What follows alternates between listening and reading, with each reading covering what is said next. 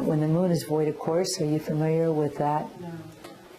When the moon is void of course, what that means, yeah, it's called void of course. What that means is that the moon has, entered into the, it's traveling in whatever constellation it's in, and it's past its last major aspect with another planet. In other words, there are no, okay, let's say the moon is at 16 Pisces, and there's no planet like Pluto, Uranus, Mars, Mercury, all these planets. There's no planet that is in a square, an opposition, or a conjunction with 16 degrees Pisces. So until it hits Aries, it doesn't come across any other planet. You see what I mean? Right. And so it goes void. And what happens in consciousness is it's like, boom, we all kind of get a little spacey, right? The moon is the emotional body. And so it's like, and that's the power of manifestation. It's when you're putting your emotion behind your will, right? Behind your mind. That's why passion is such an incredible tool for achievement. When you have a passion about something, it's because all your emotion is channeled into it. So when the emotion hits, there's another. It's given a container, as it goes through the zodiac. When there's another planet, it's pressing against. Whether it's a difficult aspect or a trine or a sextile, it's still pressing against some other planet.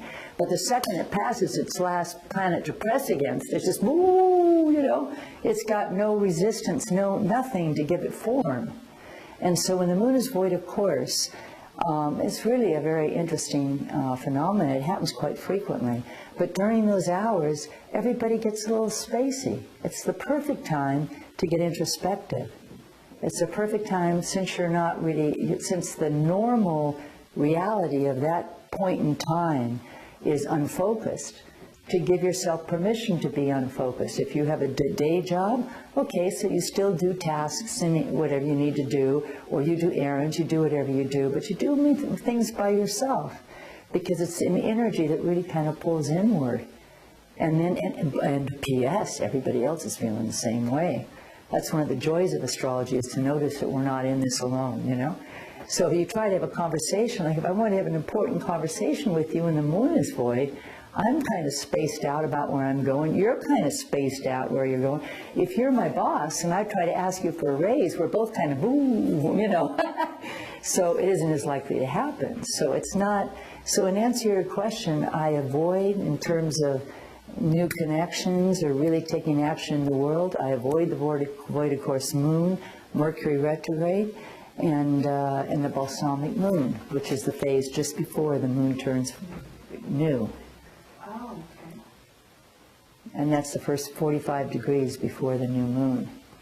So I just use that regularly, and you can find out when the moon is void of course. On my website every day you can see if the moon is void of course.